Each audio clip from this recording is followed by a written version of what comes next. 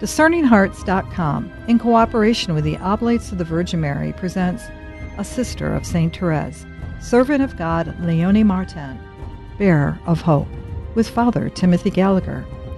Father Gallagher is a member of the Oblates of the Virgin Mary, a religious community dedicated to retreats and spiritual direction according to the spiritual exercises of St. Ignatius of Loyola. He is featured on several series found on the Eternal Word television network.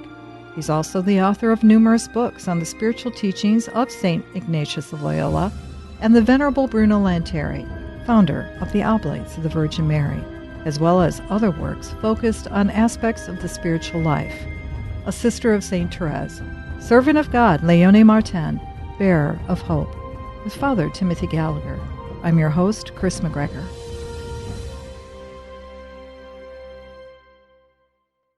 Well, here is Zélie writing in a letter to Pauline this time.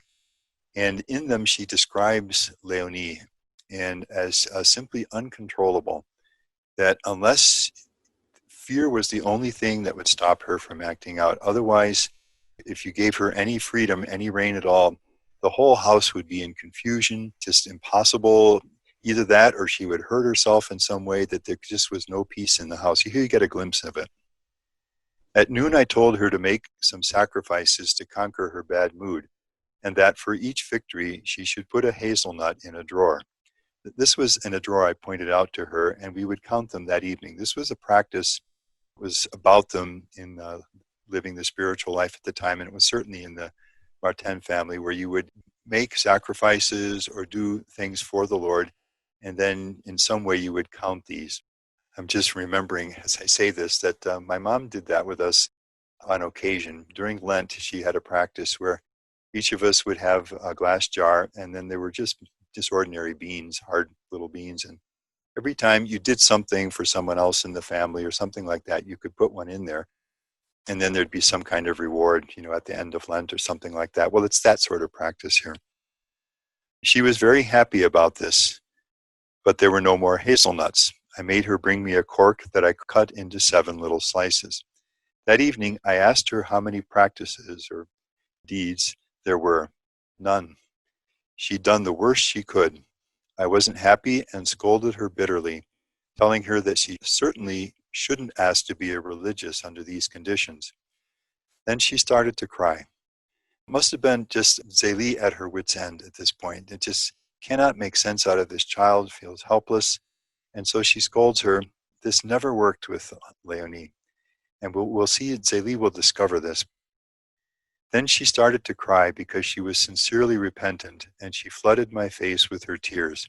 Today, there are already little slices of cork in the drawer.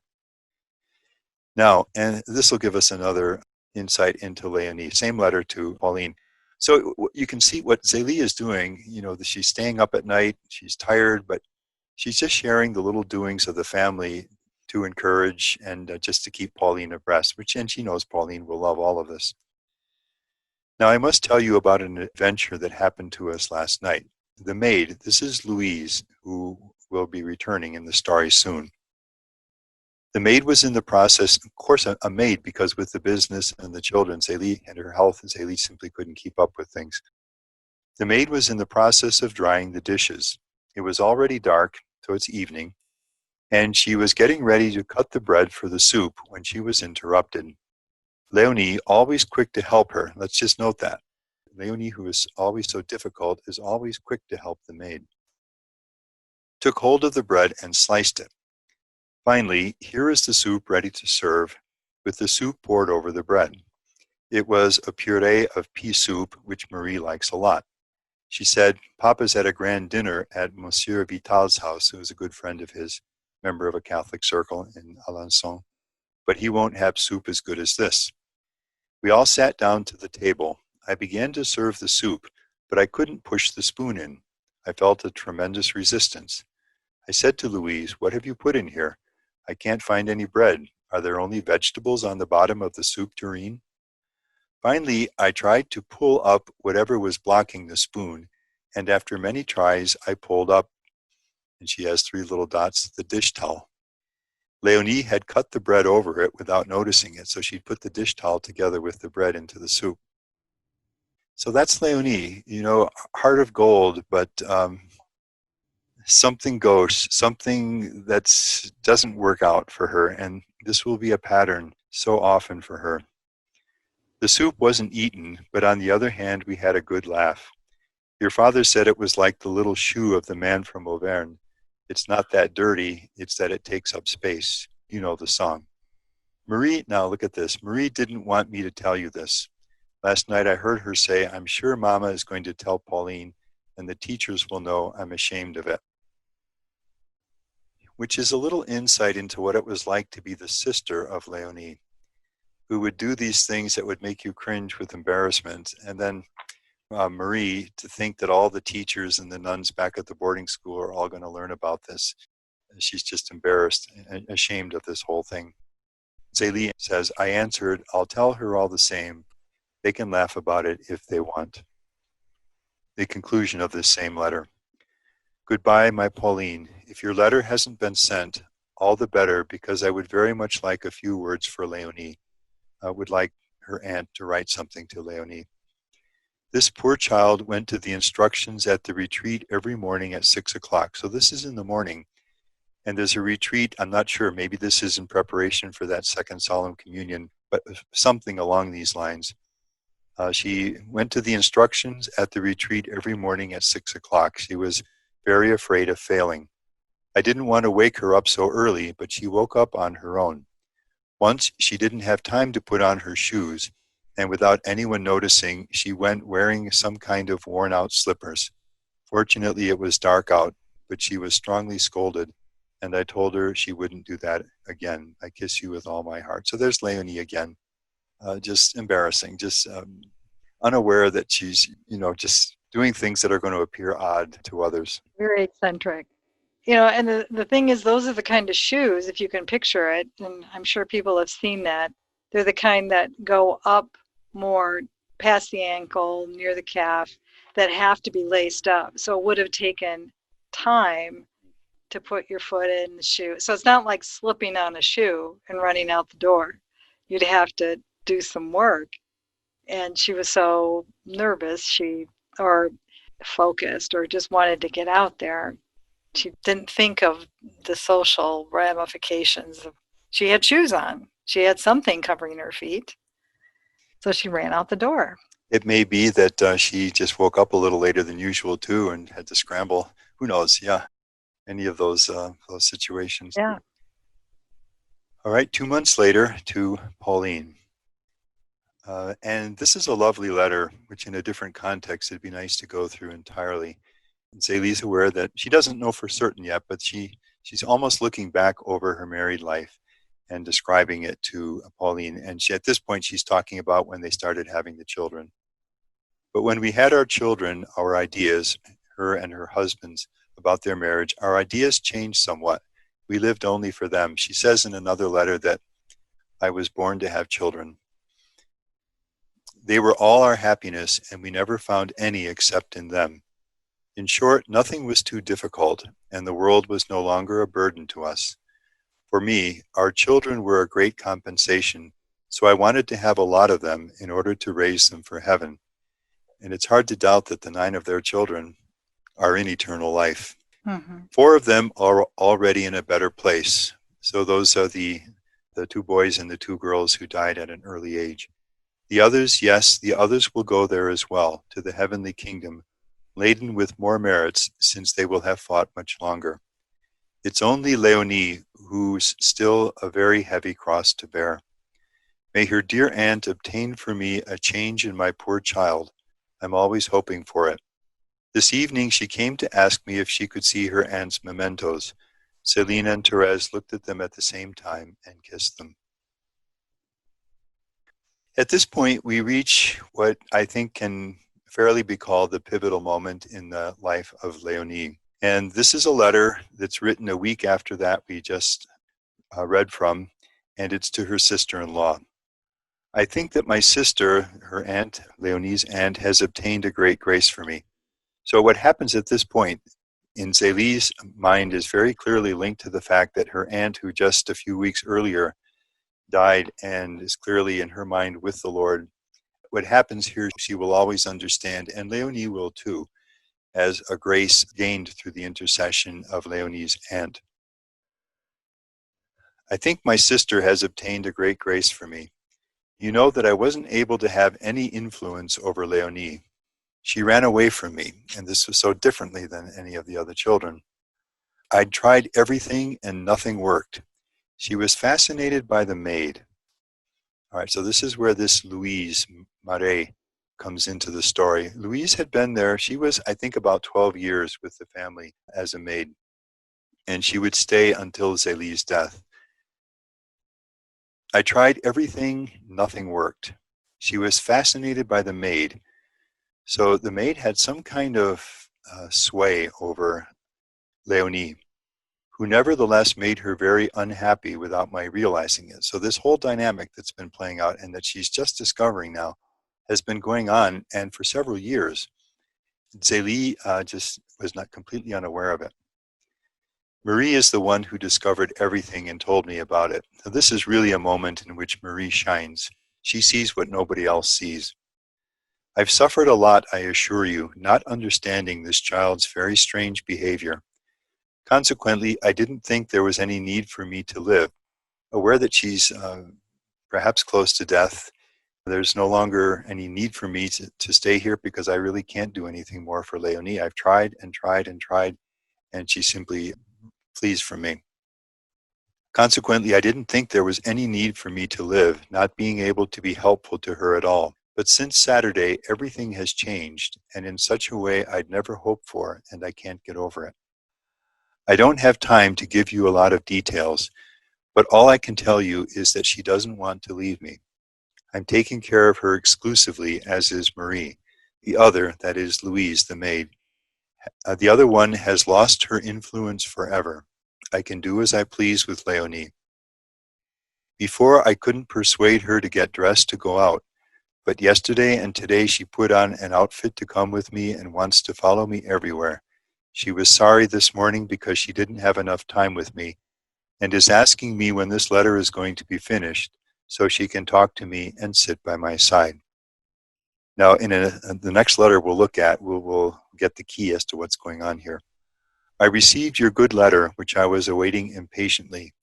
So I see there's no hope for me as far as the doctor goes. So through her brother, who is the pharmacist, and doctors that he knows, she's been asking for medical advice. And at this point, it's clear that she's not going to recover from this cancer. But yet, I want to live. Okay, before she was ready to go, but now everything's changed. But yet I want to live, especially now, to begin to raise my Leonie. Yet I have hope that our Blessed Mother will cure me, but I still want to go on a pilgrimage. And in fact, she will make a pilgrimage with the 3 oldest girls to Lourdes, seeking cure. All right, this is a letter written on the same day, and this time to Pauline. I believe I've obtained a great grace through the prayers of your aunt. I've commended my poor Leonie to her so many times since her entrance into heaven, and I believe I'm feeling the effects of it. You know what your sister was like, a spirit of insubordination. In other words, something's changing now. Never wanting to obey me except by force, acting defiantly, doing the complete opposite of what I'd wanted. And this is what Zélie simply could not understand. Doing the exact opposite of what I wanted, even when she would have wanted to do it. And finally, obeying only the maid. I'd tried everything in my power to draw her to me. It had all failed until today. And watch what follows. And that was the greatest sorrow I'd ever had in my life. This inability to win the heart of this difficult daughter, she describes as the greatest sorrow I'd ever had in my life. Since your aunt died, I've begged her to return this poor child's heart to me, and Sunday morning my prayer was answered. Now I have her heart as completely as possible. She doesn't want to leave me for a moment. She hugs me to the point of suffocating me, does everything I tell her without arguing, and works by my side all day long. The maid completely lost her authority, and it's certain that she'll never again have any influence over Leonie by the way in which things happened. She found it a severe blow, and she cried and moaned when I told her to leave immediately and that I wanted her out of my sight. Now, we still don't yet have the full explanation. I'm just going to let the letters unfold this. But it's clear that the maid, Louise, has had a very harmful influence on Leonie. And the moment that Leonie is now free from that, everything blossoms in her and her relationship with her mother. I'm going to wait some time before I make her leave because she's begged me so much to stay. In fact, the various maids who Zélie had over the years, they all loved Zélie. None of them wanted to leave because she treated them like family and was so good to them. I'm going to wait some time before I make her leave because she begged me so much to stay. In fact, Zélie will forbid her to say even a word to Leonie, to have nothing to do with Leonie, but will allow her to stay as long as she, Zélie, is alive. And Leonie in later years would write that she was always grateful to Louise, the maid, for the loving care that she took of Zélie in Zélie's last months. Now I treat this child with so much gentleness that I hope to succeed, and this is what always works with her, little by little, and correcting her faults. Yesterday she came with me to go for a walk, and we went to the monastery of the Poor Clares. That's the monastery I mentioned earlier. She whispered to me, "Mama, ask the cloistered sisters to pray for me so that I become a nun. Finally, all is well, and let's hope this continues." My dear Pauline, since you're so favored by your aunt, pray to her that she cure me of my illness, which you know about. I want now more than ever to stay with you. It's more necessary for Leonie than for the little ones. Oh. She, knowing now that Leonie can be changed and needs a mother's love, now in a whole new way, she longs, as we'll see, at least for some more years of life, because she knows this will not be a quick process with Leonie, but she now knows that it can happen. 10 days later to Pauline. I didn't have the courage to give the maid all the messages that were in your letter. So Pauline obviously had some pretty sharp things to say to the maid now that she's realized what the maid was doing. I don't at all profess to be as sympathetic to her as you are, especially recently. I know she's devoted and attached to us in her own way, but I'm not happy with her violent nature. Now here I'll interject from that memoir that Marie wrote in later years, her description of Louise, the maid, and what was going on. So she says, later we had a maid who had the unhappy talent of freezing with just a glance my three little sisters, so Pauline, Leonie, and then Helene. No one could ever get away with that kind of thing with Marie. She just would never permit that. She was strong in that way. I was the only one she didn't catch in her net. I saw that poor little Helene, this sweet, lovely little girl, was very sad when she happened to get a spot on her stockings or on her apron. She didn't dare to play for fear of having that happen and then being scolded by Louise. I did it on purpose to show her I wasn't afraid of her. And when she reproached me, I answered back immediately, I'm free, I am. She nicknamed me, I'm free, I am. And it was she who was afraid of me. Interesting is, the more you get into the family, each of these 5 surviving sisters had a very different character. Since I'm on the chapter about Louise, I will say that that poor girl made my 2 little sisters, Leonie and Helene, very unhappy. She did love very much little Helene, who was ravishing and had the sweetness of an angel. But as Louise was lacking in judgment, she didn't see that she was terrorizing the poor child. And that word is not too strong. Leonie, toward the end of her life, maybe we'll later read some of these letters, reflects back on these days and speaks of Louise as her torturer, which is the exact translation of the word she uses. Essentially, what Louise did was this. She saw this girl that nobody could discipline. Parents, no one, they were all helpless, and she decided that she was going to be the one to take charge. And so she began literally terrorizing Leonie, forcing her to obey her. And if she didn't, she would physically and emotionally, she'd be hit, struck, yelled at.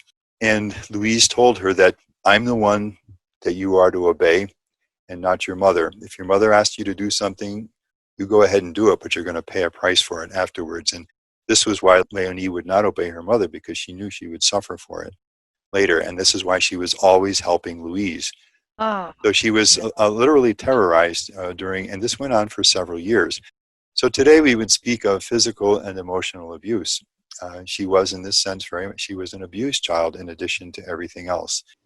Now, there's a lot of writing on, why Louise did this. There was a goodness in Louise, but there's another side that you see Marie describing that could be cold and harsh and domineering. Louise was not educated, her judgment was poor. So she stepped in and she was solving a problem in her mind, but she really made Leonie suffer. And of course, Zélie, as a result. And this went on for some years, and Zélie has no idea that any of this is happening. She notices, of course, both things, that Leonie is very resistant to her, and that Leonie is always hanging around the maid, working with the maid when the other children are out playing, and Zélie can't get her to go out and play, and so on. Now she understands. What happens is Marie hears enough. She just hears some conversation going on between Louise and Leonie and gets a sense something isn't right here.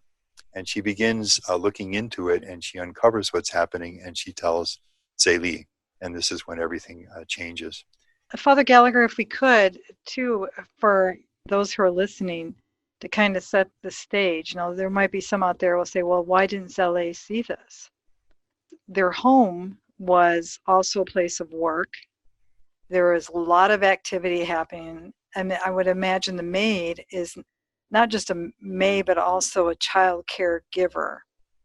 And so there probably wasn't the type of oversight you would have anticipated if you were in a modern day home.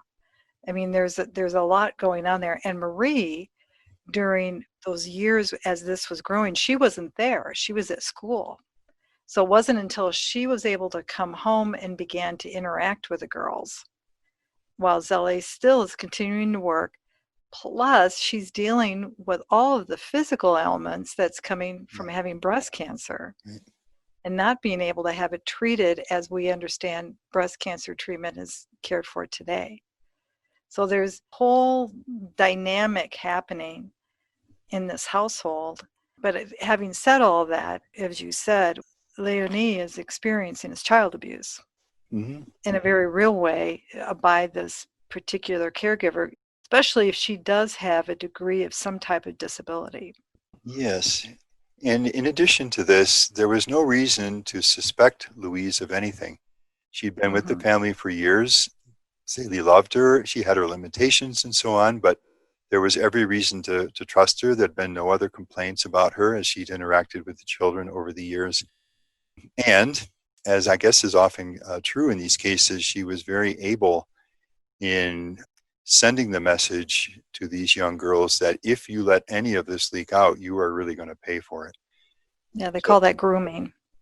The grooming behavior, even back in the late 1800s. Sad to say.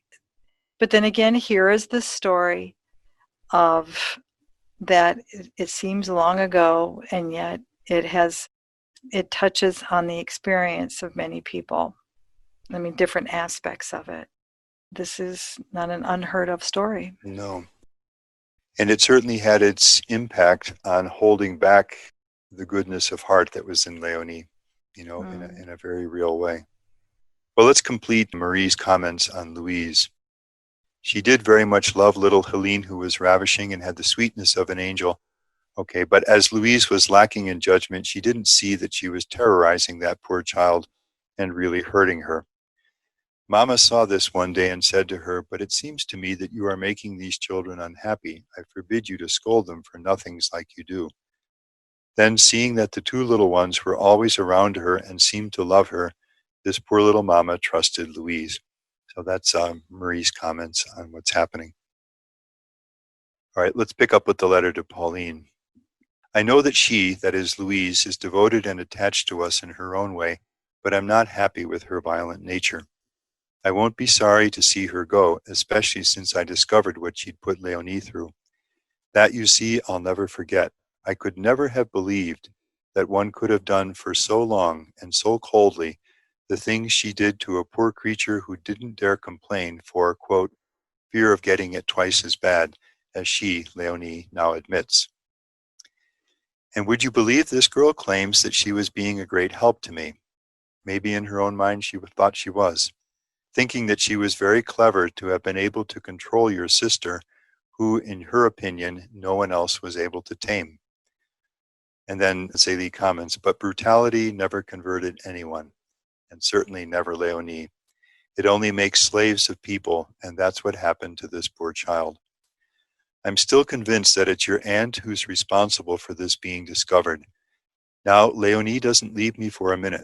I think you can see where I speak of this as the pivotal moment in her life. She goes everywhere with me, showing a happy face. She no longer puts up any resistance to me. On the contrary, she anticipates everything that would please me and doesn't wait for my instructions. I didn't know why she never wanted to take a minute of playtime. When a meal was finished, she would clear the table, put the room in order, and in short, do the servant's work. I was tired of saying to her, go outside and play in the garden. I don't want to see you here while everyone else is enjoying themselves. She would say to me grudgingly, I want to stay here. I've since learned that the maid had said to her, if your mother tells you to go play, go, but you know that afterward you're going to pay. You see, all of that outrages me to a point I can't express. Now Leonie plays with the joy of a 4-year-old, so this is an enormous liberation for Leonie. She makes a little too much noise and isn't quiet enough. That's Leonie. And I have to calm her down, but she tries very hard.